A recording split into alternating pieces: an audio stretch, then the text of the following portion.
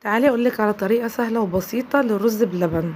هنا في الصعيد بيعملوه بالملح، يعني مكان السكر هنحطه ملح، بس طبعا نسبة الملح هتبقى قليلة. نغلو شوية مية ونغلو اللبن، لازم الاتنين يعني يكونوا سخنين عشان لما ننزل باللبن ما يعجنش معانا. تمام، المية غلت اهو معانا. اول ما المية تغلي ننزل بشوية الرز. تمام، نقلبه كويس عشان ما يلزقش في الحلة. اهو بدأ يستوي. عندك لسان العصفور عايزه تضيفيه، عندك مكرونه، عندك شعريه، اي حاجه من الحاجات دي عايزه تضيفيها. تمام، انا بحب المكرونه مع الرز. اهو كده بدأوا يدخلوا في السوا او استووا، يعني خلاص الرز فنش والمكرونه استوت. اللبن طبعا هيكون غلى اهو، اتشرب خلاص ميته خالص.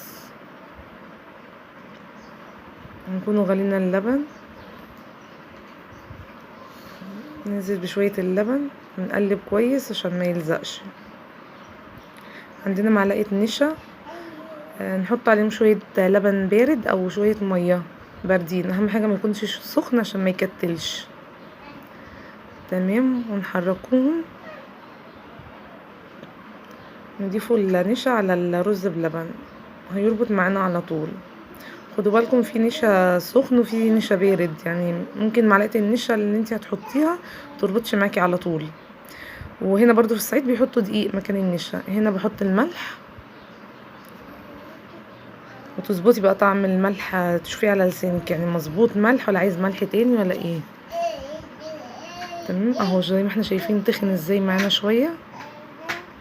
النشا ده من الحلو، بس يعني انا مش هخليه يتخن قوي عشان في الاطباق هيبرد ويتخن. تمام، اهو نغرفوه، تقلبي بس كويس عشان ما يكتلش معاكي في الحله، عشان بيلزق تحت في الحله من تحت. اهو القوام المظبوط ده.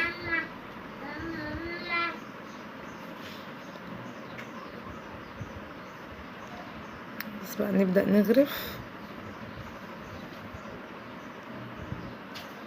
طبعا الحاجات دي بعملها عند حميتي تحت. ده كده رز بلبن اهو في الاطباق، بالهنا والشفا على اللي هيدوقه. في ناس بتحط عليه سكر على الوش كده من فوق، تاكله بالسكر. لو عجبك الفيديو دوسي لايك واعملي شير لاصحابك.